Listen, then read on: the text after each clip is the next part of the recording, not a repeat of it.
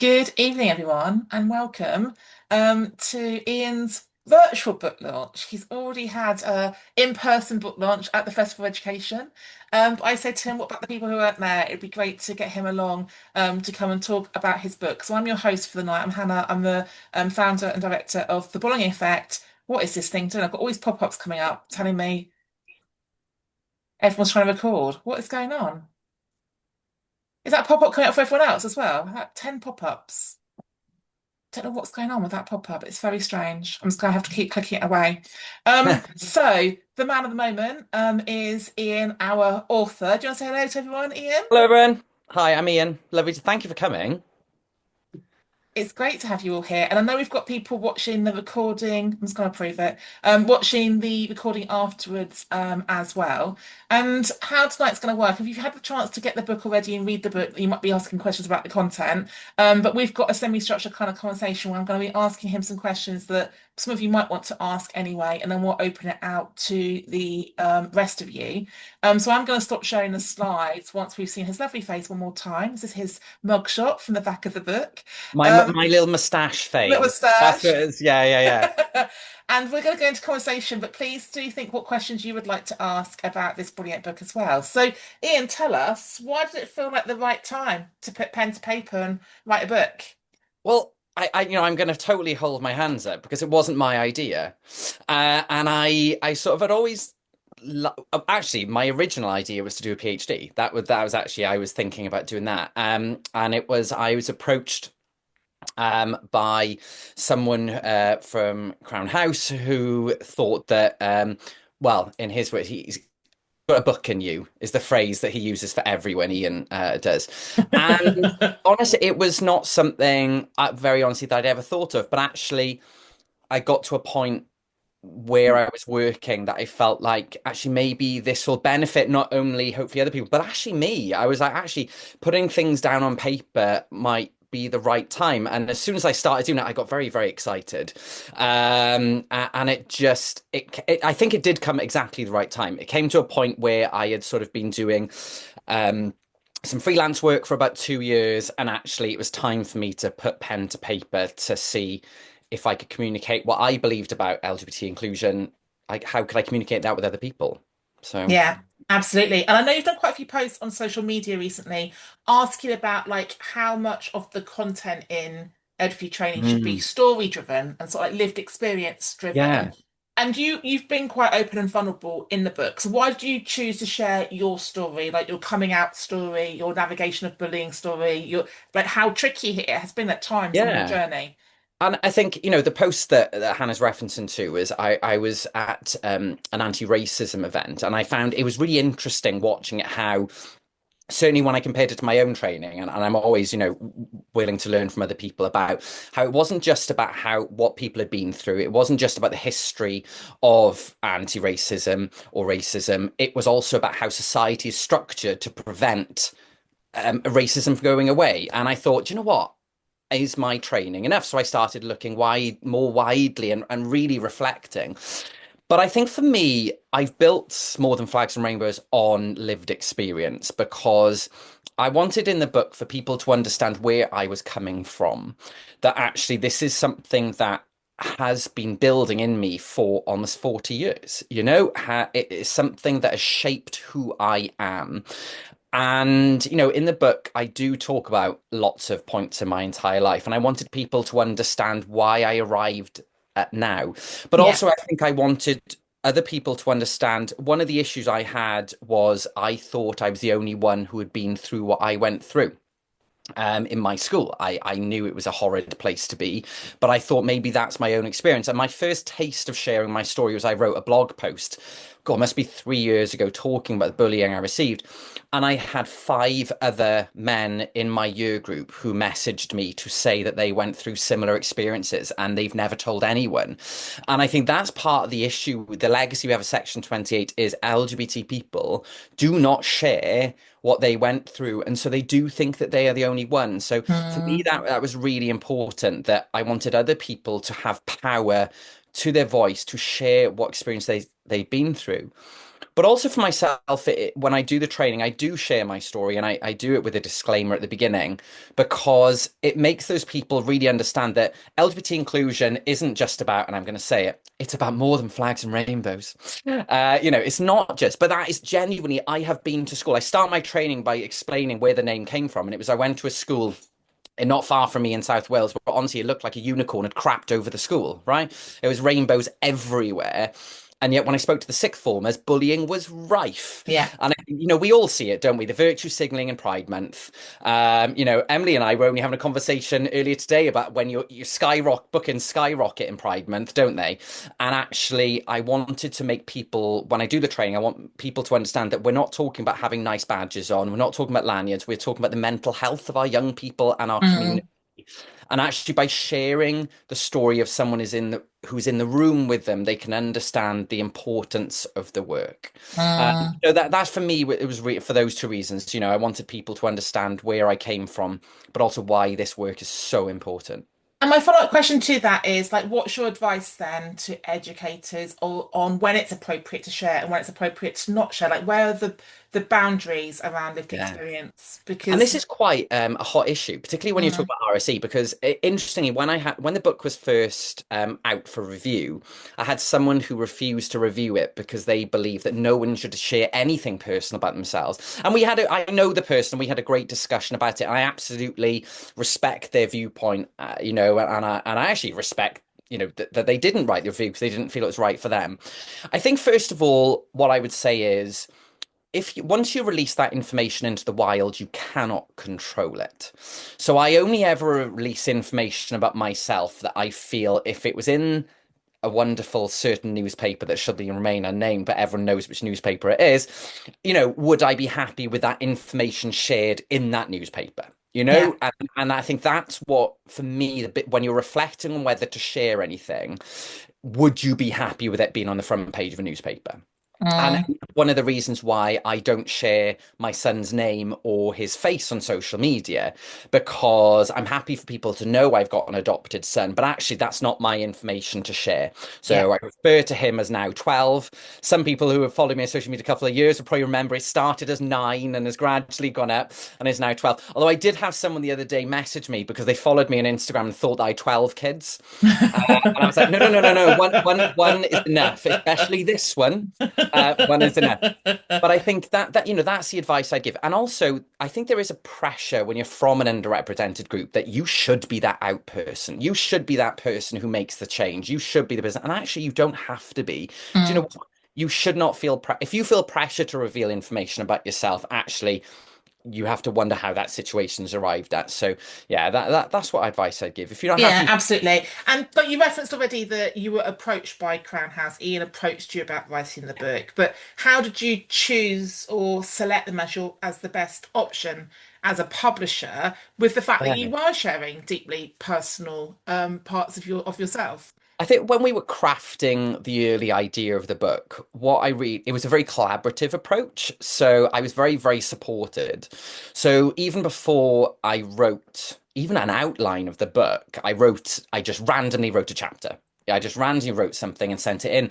And we must have gone through about 6 or 7 iterations before it even got near a copy editor or anything. And they were very, very supportive. And one thing I said to them was, I want you to be brutal. If you don't like this and you don't think it works, and I'm not making that, please tell me. And what everyone at Crown House is really good at doing was, one, telling me when it was going down the wrong road, that it wasn't going to work, or they felt it wasn't, but also respecting my opinion. Actually, there were certain things where I said, no, no, no, this is the way I want to do it. And they also respected that. So I think we Mm, had a very, it was co-creation, I would say. That's the way I would describe writing the book. It wasn't just I was sat in a room by myself writing it, sending off, and then suddenly getting, the final book back. We co-created the whole thing. And even when it came to like the cover, the marketing, everything was very, very collaborative. And I'm really appreciative for Crown House giving me that voice then, because at the end of the day, I did pour my heart and soul into it. I said things in that book that I have never told everyone. And the respect that I was paid was truly wonderful. And it was quite moving. And I've got a few questions just to tease out about that. So, like, how long did it take you to write the book from that first conversation with Ian to it going to print? What was your timeline? About 47 years, I think it was. It felt like a long Says the time. 43-year-old. Yeah, it was. But you can't give away. I can't give away gate date. Um, it was about 18 months, 2 years altogether, Yeah, from beginning to end. And most of that was me writing and missing deadlines. But again, what was lovely about that relationship was as long as I stayed in communication, that was respected and it was great. Um, but it was probably, I would say, 3 or 4 months to get just that one chapter right. Because what I didn't want to do was to spend a year or two writing the book and suddenly go, oh, the tone's not quite right. Let's do it all yeah, again. So we really crafted that one section. And actually, it was the section about LGBT language. And it was that one because we felt that actually this is the one which we have to get right. We have to yeah. make sure, because if we think about even, I don't know, the definition of bisexuality, for example, different people have different opinions. Even if you look at Mm, the dictionaries, there are different opinions about actually what is the very specific definition, let alone when you get into words like queer, for example. So we wanted to make sure we got that one right. So that, yeah, that must have taken about 4 or 5 months. And then the rest of the book was about a year. And I mean, I have to say, I have a new respect for copy editors because the copy editor I had was amazing, and she literally there was one email she said, "Oh, you've used this phrase on page 7 and 54 or something," and I was like, "What? How on earth did you know that? Read that? It was mm. incredible." But yeah, so that was sort of the process, and then of course we did things like the design of the book, even choosing the colors. I've never been so stressed about color in all my life. I just never thought, yeah, don't A you lot of think choices. Yeah. you pick the book, you don't think. So yeah, about 2 years altogether. And you've talked a little bit about co-creation there with the kind of the team, but like we all know you as a bit of a chatty person. Okay, you like to talk. Okay, you've also got a very distinctive voice. And how but translating the verbal Hmm. you to the written you, like did you already see yourself as a writer? How did you find that authentic way of Oh, talking my in the first. book? So I've still got my first draft of the first section. And if I had sent it to everyone I knew anonymously and said, who do you think wrote this? No one would say it was me. Yeah, And that was my first bit of feedback was this isn't Ian's book. You are writing this as an academic. It was way too formal. And that's the thing. That's not the way I train. That's not the yeah. way I work. You're conversational in how you do Yeah, things. Yeah, and actually that feedback was really helpful. And actually, all the way through, I was thinking, is this what I'd say in a training session? Is this what I'd say if I was chatting to a head teacher about education? And actually, if that isn't the phrasing I'd use, then why am I putting it in a book? yeah. So and that's why it is quite light-hearted throughout, even though it touched on serious topics, because actually that's the way that I work, Mm. and hopefully that came across in the Yeah, end. it's It is. warm, it's authentic, but it's also really accessible. I do think you take away some of the barriers to some of these books in Yeah. this sort of strand or genre where it's far too technical and far too academic. So I heard you Oh. as I was reading it. And I think Um, what I was very aware of was I did a load of research. I read so many different books, and I think I almost wish I did and I didn't because I think sometimes then you panic about, oh, that book's really good, mm, copy that. And there were several books that I read thinking, you're writing this book for the already converts. You're mm, writing, I was reading these books going, actually, you've written this for the LGBT activist in the school or in the workplace. And actually, that's not the people we want to access because they're not the people who will make the change. What mm, we need to help people who are nervous in this area. yeah, We need to help people. And, I looked at books, for example, by Benny, and by Joe Brassington, Adam Brett, and really looked at the way that they approached their audience. And I felt like mhm, actually something I wanted to do was make it accessible to everyone, but in my own voice. I had to be very, very yeah. careful about not copying Benny, not copying Adam, not copying Joe, because I am not them. So it was Mm. trying to, learn the lessons for how other people have engaged that audience, but maintain integrity to my own voice then. Absolutely, but you did centre lived experience at moments in the book. It reminded Yeah. me of Jazz's book a little bit, Jazz and Parfar, like Yes. sharing quite a lot of your authentic, Mm. vulnerable self. And I want you just to reflect back, like how did you look after yourself in that process of being super vulnerable and sharing quite painful Yeah. moments or memories that perhaps you had like hidden. I think it actually, in many ways, was quite cathartic. Mm, And it was a way of, it was almost like self-therapy in a way, like mm, talking about these things in a way. And actually, it opened up a lot of conversations with other people. So my coming out story, for example, my sister was there. She has a completely different recollection of events to mine. And we sort of talked about it. The main points are there, but actually even the day of the week was different when we spoke about it. I was convinced it was a Sunday. She was convinced it was a Thursday. Neither of us know what it was. yeah. I think that, the from actually telling my own story, I actually didn't find those parts difficult. I actually had the bigger imposter syndrome when it came to talking about the curriculum. That was where my actual difficulties came with my own mental health and my anxiety was actually about the bits that, because who can argue with your personal story? No Mm, one can come back, mm, review your life and say, actually, that was wrong, apart from my sister. But, but actually the bits that caused me the most anxiety was when I was writing advice of how to create the inclusive curriculum. And yeah. I had to talk to a lot of people. I talked to poor Joe Brassington became my unpaid counselor at certain points through the book, and I'm so grateful to them for that. But I had to talk to a lot of people about that and had to be reminded by several people of going, no, you do know what you're talking about. You have your own perspective. And also, Mm, several people saying other people are writing very differently how to create an inclusive curriculum. There isn't just one way. There yeah. are lots of ways to do it. And actually, you have to be confident. So it was those parts that caused me the most anxiety, if I'm honest, which took me by surprise. Yeah, no, well, it's the more theoretical bit. It's the bit that people get much Yeah. more critical about as well, isn't it? And during that was what I was curious about. Like this book, it slots into a body of work. Like there has been quite a few books now around equity inclusion. So how did you consciously pay homage to the kind of the activists, the educators, the researchers who came before you? And that was something I struggled with writing the whole book was how academic do I make it? Mm, And it was I really did toy back and forth with many sections of going because there has been some amazing work. And I think the first place was in the acknowledgements. I had to make sure that so many, I wish I could put loads more people. It could have just been a list like that. yeah, Actually, I wanted to thank them in the acknowledgements, but it was about which research changed my opinion. And those, yeah, when you see the bits that I've referenced in there, they are because they had some sort of impact on me, whether they taught me something that I didn't know before, whether they made me reflect and made me think, whether they made me understand my own life. So if I've got a reference of an academic in there, it's because that person had a huge impact on me in some way, shape, or form.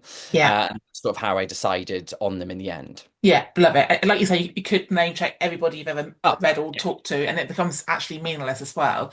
So, do you mean the book's now out and you have rebranded the business? How has the book changed how you work? Like, has it already begun to evolve how oh, you integrate input? massively.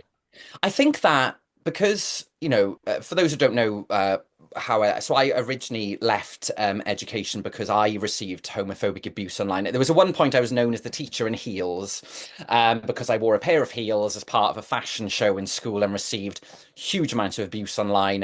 And basically my employer, not my head teacher was amazing, but my local authority didn't know what to do, and that was sort of my first step. If you want to know more, buy the book. They're good salesman. But I went into this world knowing that I had an awful lot to learn. I didn't jump in going, just I'm a gay, so I obviously know it all. I knew that I had a huge amount to learn. And so the pace of my training changing over the first 2 years was massive. It was unrecognizable from 6 months to 6 months. I think the book really changed it as how I get my ideas across to people. Because actually, what I discovered writing the book was, oh God, if I can't write down what I'm trying to say in this part of the training session, how Yeah, on earth are other people supposed to understand? So it's completely changed those, but it's also changed the activities I do. I think I was really focused in the early days on me talking and actually me getting my point across rather than them doing the work. So when I was designing the activities for the book, all those activities are now in my training. And Yeah. if you do my training, basically it reflects this. And we actually use the book in my training. So it has totally transformed it. It has totally changed. It's not about my voice anymore. Yeah. I've become, I think, more of the facilitator rather than the deliverer. I Yeah. give a piece, but then it's over to them. And I think that the book really helped me craft that voice. Yeah, and I think the bit I really enjoyed were actually the practical tools and templates and resources that you share because it's often quite abstract and you've helped Yeah. people concretize it. You've made it accessible, but also like here's your what to do next type thing. So what feedback have you received? Like, what sort of are you having DMs, emails, texts? What are people telling you Yeah, about the I mean, book? I think the interesting and they sort of split into two camps. There's the ones about the personal story going, Yeah. you make me cry, and what's interesting about it is I've got friends who have had for 20 years who didn't know those stories in the book because I Mm. never shared them. And that has been interesting to see their reactions. I've got some friends who aren't teachers who've read it, who've said, I skipped all the teaching, but I just read the story. Every chapter starts with a bit of the story, you know, and so that's that perspective of the non-educators. But I have been really grateful to the feedback about those tools, about how, because I think the reason I put the tools in is because when I left teaching, one of the reasons that I left to do this was certainly in South Wales where I was, there was no one doing this work from South Wales. And actually the people we had someone from a very well-known organization come in. It was not the belonging effect. But it was dreadful because that person had never worked in a school. And Yeah. everything they were saying was so corporate and high level. We sort of left this 2 hour training session going, yeah, but what do we do? Like, Mm. this is Mm. all lovely and great. So I wanted to make sure, and actually lots of people have replied exactly you said about actually it just I wanted it to be able you could pick it up and just run with it and hopefully and people have said that they've been able to do that. So but yeah, it's been those two camps have been interesting to Yeah, get. love it. And like with the fact it took you almost like 18 months, 2 years to like have the idea to go to print, looking at the book now, is there anything you would change, include, remove? I'm just the Oh. self-censoring kind of kicks in, doesn't it? Yeah, so like several people gave me advice and said, when you're writing a book, it will never be perfect. There's a Mm, certain point where you could change it forever, right? And there's a certain point where you have to go, right, this is at this point in time, this is as good as it can be. So yeah, definitely, I think there are certain things in there that I don't think I would remove anything. There's definitely nothing in there that I regret writing. There's nothing in there that I would necessarily change, but I think I would add more to it. So, yeah. for example, one of the requests I have all the time is, right, a parent asks this question about inclusion. This is how do you answer that question? So I think that is something I put in a future book would be that is answering, a structure, not just a complaint, but a genuine question. Actually, how would you do that?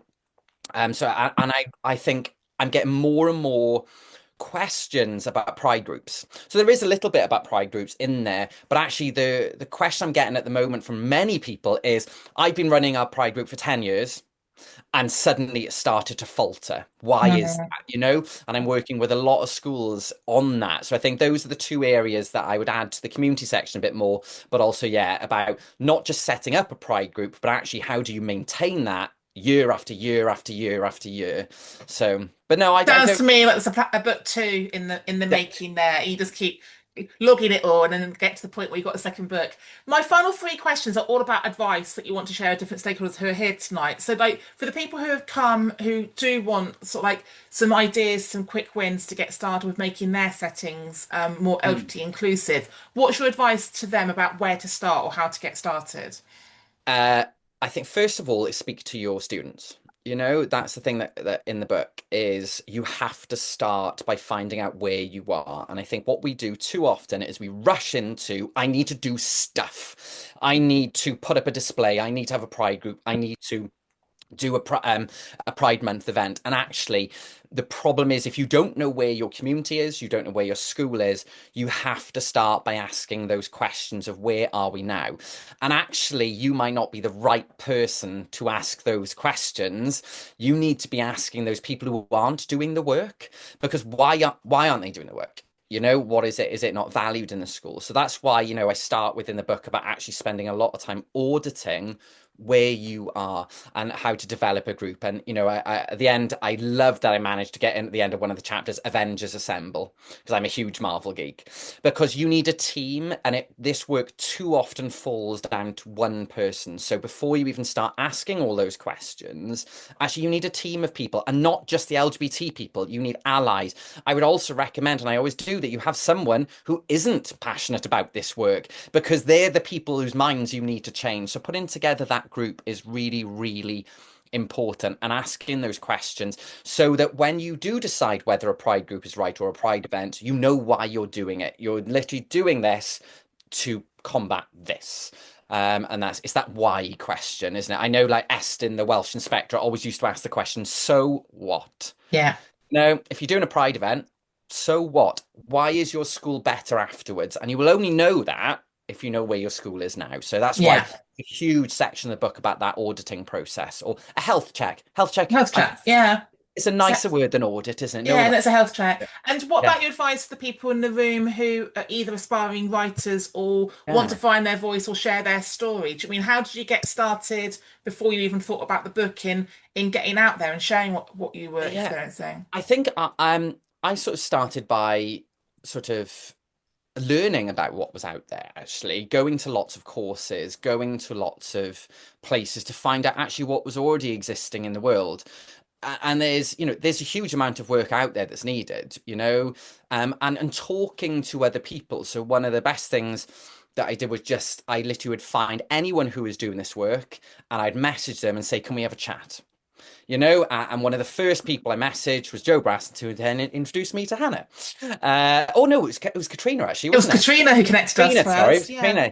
Katrina. And so speaking to other people who are out there is really important, because Mm, it is such a beautiful community. It really is, because doing what we do can be quite lonely sometimes. You don't have the staff room, and actually, so if you are interested in getting out into this world, go and speak to people who are already doing mm, it. And in mm, terms of becoming a writer, I think it's about what's your voice? Because there are loads of books out there, but there's always room for more. And mm, what are you adding into the world that isn't already there? And that, doing a lot of reading. And if you are going to start writing a book, don't do what I did and try and write the beginning to the end. I wasted weeks and weeks and weeks and weeks. Right, if you feel the urge to write a chapter, write that chapter. It doesn't matter it's in order, just yeah. start writing. And one of the ways you might want to start get into that is by blog posts. That was my first foray into writing, was writing blog posts. Not many people read them, but it doesn't matter. It was Yeah. just me getting my message out there, and I really enjoyed that. So Yeah. speak to people, find out what's out there, and if you want to write, just start writing. Yeah, love that. My final question, like bearing in mind that all of this is in service of our young people, and hopefully changing our schools and the culture of our schools and the curriculum in our schools for them. Do you have any advice for your younger self? Yeah, it'll be okay. Mm, And you're not the only one. I think mm, that's the biggest thing. Was all the way through school, I thought I was the only one. I genuinely thought for many, many years I was the only gay person in the world, mm, because it was never talked about. It was never, mm. ever talked about, and it was probably only when I was about 14, 15 that I realized there were other people out there who were like me. So I think that, yeah, to my early teenage self would be, you're not the only one. And then the other one, it's going to be okay. It's going to be Mm, okay. You'll get through it. mm. I think that, yeah, there should. Yeah, thank you. Because some of the stories you shared was just really sad about how lonely and unhappy you were in Yeah. finding your space and finding your people in your earlier years as well. Okay, thank you. That's all the questions from me. I'd love to throw it out to the room for everyone who has joined us tonight. Either you've had a chance to read the book and you've got some questions, or just listening to Ian or knowing him from socials. Would anyone like to unmute and pose a question to Ian, our author?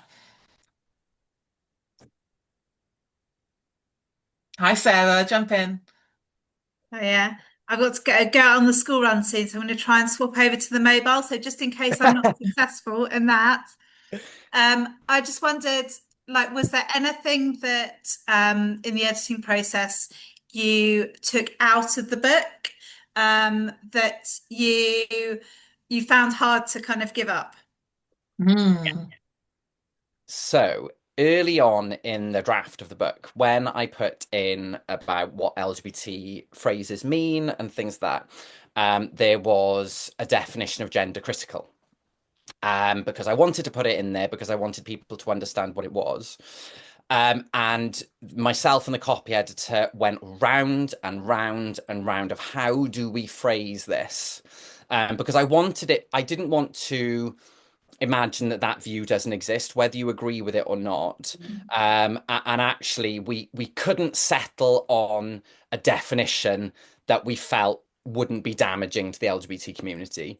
And we just felt at this time it wasn't right to put it in. Actually, the reason for putting in didn't justify the negative impact that it might cause and the difficulty for people reading this who might be transgender or non-binary themselves. Actually, it just wasn't fair on those people. So we decided to take that out in the end. And I'm very happy with that decision to Mm. take it out. And actually, on reflection, I think I put it in there out of genuine wanting to be not fair, that's not the right word, but show lots of views. But actually, if you're gender critical, maybe this isn't the book for you. Mm. Yeah. That's Really good question, a great response, because it is that. It's a selection process, isn't it? yeah, About who you want to honour and who you want to centre yeah. in the book as well. And that's where Anyone your else? copy editor is amazing. That's Yeah, where exactly. they are, and that voice of see that outside perspective, is really, Mm, really And I important. guess also thinking like what, looking at the bigger picture rather than something like that, which could get kind of picked up on and become kind of a bigger story than it needs to be. Yeah, Um, and it could be a distraction from kind of everything else in the book because some people really hone in on one or two takeaways that can be overly politicized and controversial as well. yeah, and mm, and I am a trans ally, Mm, and I didn't want anyone to think that that wasn't the case, and we would mm. have had to have put so many caveats in with mm. that paragraph. It just would have actually distracted from what the purpose of the book is in the first place. So, So let me just add a question then on that. Have you received any negativity or hate or critique since the book's been published hang on, about the book? where's wood in the room? Touch wood. No. That's amazing. I'm really glad to hear Which that. means that I'll get it tomorrow now because I've said that. No, there hasn't been, and I have braced myself for it. I really Yeah. have. However, just the week before the book came out, I left Twitter or X, whatever you want to call it, because I was so anxious about the book being on there that I actually decided, 10,500 followers, not bad. And, spent years building this following on there, but I was so afraid of the Yeah. echo chamber that exists on there. I decided actually this is a time to leave X and Twitter. And I feel like that's where the negativity would have Hmm.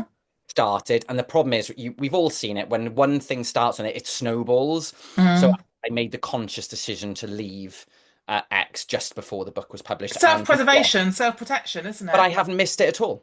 Mm. I have not missed the platform, at all. I think I realized afterwards I left it how anxious I was every time I went on. Yeah. That's not healthy, you No. know? Yeah. Brilliant. Great response there. Anyone else want to jump in?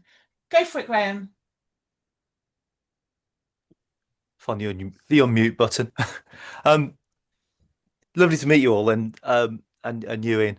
I know we messaged briefly on, I can't remember, was it LinkedIn, I think. Yeah. I have a number of different hats, and one of which I'm vice chair of the LGBT plus organising forum for the National Education Union, and I've made it my mission to review as many books, queer themed books, for the magazine as I possibly can. There were two in the current issue, and I've written a review of this, which will be in the next one. It's 100 words. It's so, you can't say much in 100 words. But when I messaged Ian, There you sort go, of saying, Hannah. There's my first bad review. it was it was just so easy to write that because it Thank you, was Graham. all laid out there, and I really love the way the book was structured and that whole thing of, like you were saying before, those personal stories, and a lot of what I'm finding, I'm on the tail end of my teaching career. I've only got a few more years left to go. Um, But it's those personal stories that make the biggest difference, I think, and the biggest impact at all different levels. And that for me really stood out in the book. So the magazine will be out in January. Ah, thank So you. so we'll look out for that issue. I will be posting it online everywhere, obviously, because me writing as well is the kind of weird thing. But say nothing there. My other hat. So just to rabbit on, my other hat is I work in a Catholic school, and really just kind of your reflections on sort of working around that. In that, I have the most phenomenal amount of support in school. When my senior leaders is really supportive. We've kind of started a pride group, but we're not allowed to call it a pride group. And there's all kind of issues around that. Our diocese, I'm in Nottinghamshire, and the diocese, I'm not sure if any of you are aware, issued some guidance last year called "Precious in My Sight," which basically Hmm. banned us. I'm not allowed to. Apparently, it doesn't ban us from celebrating Pride. Section 28 didn't ban anything, Yeah. but we know what that means. And so we've got so many restrictions around that. So I'm very aware of diocese, Yeah. yet at the same time trying to be so supportive of me. And I don't envy him that position, but it's like any advice or suggest working around those kind of Mm. issues when there are so many competing demands, really. Yes. And I think that this is where other people might argue, but I don't consider myself an activist. I consider myself an educator because I think the difference often is that as educators, we understand we have to go from where we are, not where we would like to be. And one of the things that I do when I'm working with schools who are in similar positions is first thing, stop comparing yourself to every other school, because you are not in the same place, and that is not any failing. But you have to go with your community, not against them, and that might mean that you go to in a slower pace from other ones, and it can be frustrating because you're just like, I want to change it now for the young people, but if we push too hard, they will push back and will be potentially in a worse position. So I think as long as you are making incremental steps, that is the most important thing. And like you said about not giving your pride group the name pride group, actually, if that's a step you need to take to safeguard your teachers, your young people in your school, you shouldn't be ashamed of that. Because at the end of the day, as long as that group is still having a positive impact, it doesn't matter what it's called, And I work with lots of schools doing pride events, and very similar, I've got a way of approaching it, which is called a Good to Be Me Day, where we celebrate Yeah. all diversity. So it's taking the elements of pride, which are wonderful, but actually broadening it out. And it's about, as long as you are moving forward in the direction you want, it might not be the same speed as other schools, but you shouldn't be ashamed of that. Just the main thing is you are moving forward. Yeah, and that's a great question to ask because it comes up a lot, the navigation, the clash between the Mm. different protected characteristics. So we'll look forward to seeing your review then in that next magazine, and hopefully it's a positive, celebratory review, which I'm sure it is, Oh, it's Graham. it's definitely positive, definitely celebratory. Hopefully they won't edit it too much. Oh, I like that caveat at the end. So yeah, oh, it's a disclaimer, it wasn't me. Yeah, There is the condition they always have to be positive reviews, but as I say, when I messaged you, it wasn't difficult to do that. So I thank you, absolutely Graham. loved Appreciate reading it. it so much. Brilliant, So love that. Would anyone else like to pose a question to Ian or share some feedback on the book if you've had a chance to read it?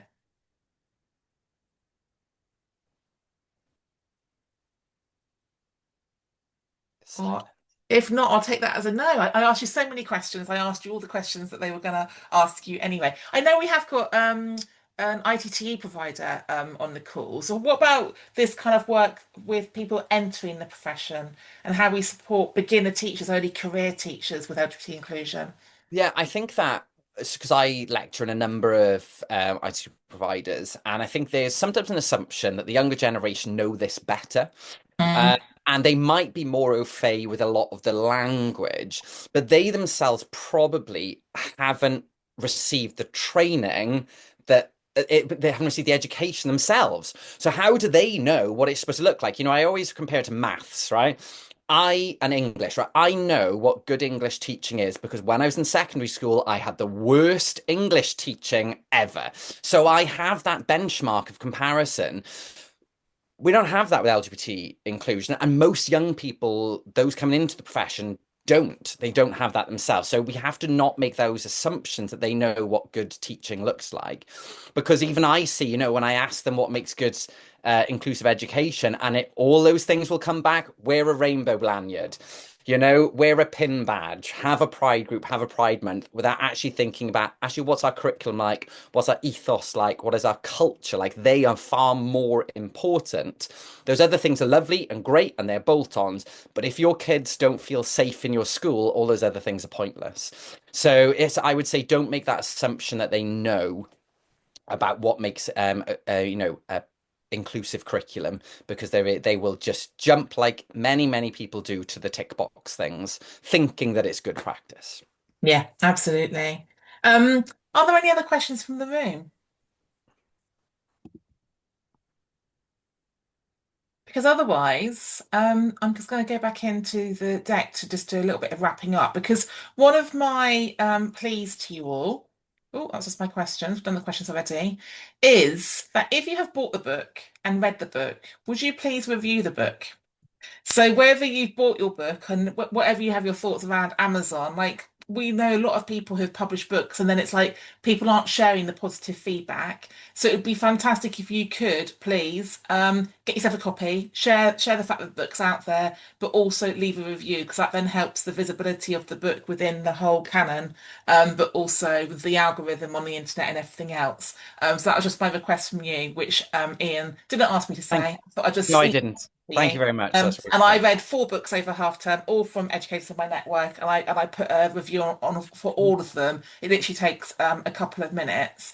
Um, this event is within a series of events we are doing. So we always host an annual virtual conference for World Book Day in the spring. So that is coming up, and I'll send you all an invite. We had the event with Sahara a few weeks ago about her new book. We've got Ian's book launch tonight, and then we've got a series of other events coming up. So if you're interested in learning more and listening more to DEI authors and people who are publishing sort of the kind of the theoretical, the practical, and the lived experience, please do keep an eye out in our newsletter. And this recording is going to go onto the website. So it's accessible for other people. So if you know people who wanted to come tonight who couldn't join us, we will share it so you can forward it on to them. And whilst I was doing that, a few more questions have come into the chat. Following the curriculum and assessment review, is there anything particular you're hoping to see reflected in the upcoming revisions? That's a great question. Yeah, I mean, one of the things I bang on all about is not just LGBT inclusion in terms of all diversity education and I always ask people the question of, tell me who's involved in the civil rights movement, and they'll list off Martin Luther King, Rosa Parks, Malcolm X, and I'm like, well, why are you only telling me Americans? I, Mm, I want to see that we are learning about British history for this, and it's similar with Stonewall. If we're learning about LGBT history, I want to see more focus on UK history, because otherwise we give that impression, oh, it's over there. They, yeah. they have racism, homophobia, we don't, and I really would like to see that focus brought back to actually, let's look at what our history was actually like, not a washed version of it. So that's the biggest thing. And I think for me, when it comes to like the GCSE syllabus, a bit more flexibility over texts so that actually schools can make informed choices and have a bit more freedom, certainly in Key Stage 3, about actually choosing those inclusive texts. I'd like to see those broadened because, so many schools want to do the right thing, but they're almost restrained because of particularly exam specs. Absolutely. And you got some love in the chat about thanking you for your authenticity from somebody who works in HE. So the fact that your book's not only relevant to the school system, but also to the post-16 further education world and the higher education world. Are you doing much work beyond sort of like school age children and school age I think settings? this has been so I was only talking about this the other day.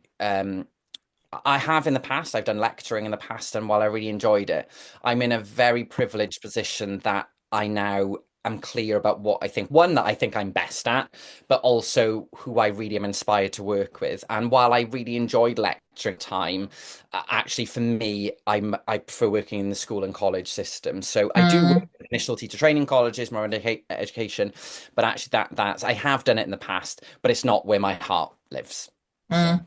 And it's that, so there's other people who can do that work who are part of Yeah, your network as absolutely. well. Just like so many secondary school teachers and colleges, their worst nightmare would be to go to a primary school. Yeah, So, we all have our bits in education that work for us and that we work for, don't we? yeah. I could never have taught in early years or secondary. Put me in a year six class and I love it. That's like my yeah. So yeah. Love it. So as we wrap up tonight, Ian, is there any final thoughts or words you want to share to the people who are joining you tonight, your supporters who are watching online? Yeah, I mean, first of all, thank you to Hannah for arranging this. It was My such a pleasure. lovely idea. Thank you so much. And thank you all for coming. It's lovely to see faces I recognize, faces I don't. But just thank you for all the support because I couldn't have got here without the support from wonderful people such as yourselves. So just a thank you. And if you need anything, please reach out to Hannah and myself. Amazing. And now we've just gained 15 minutes of our life back to go and have a cup of tea or to log out of our emails or to get home. So please look after yourselves. Thank you for joining us. And I'll be in contact with the link to the YouTube so you can watch it back. And please do pop those reviews wherever you bought your book. So thank you and take care. Thank you, North Star.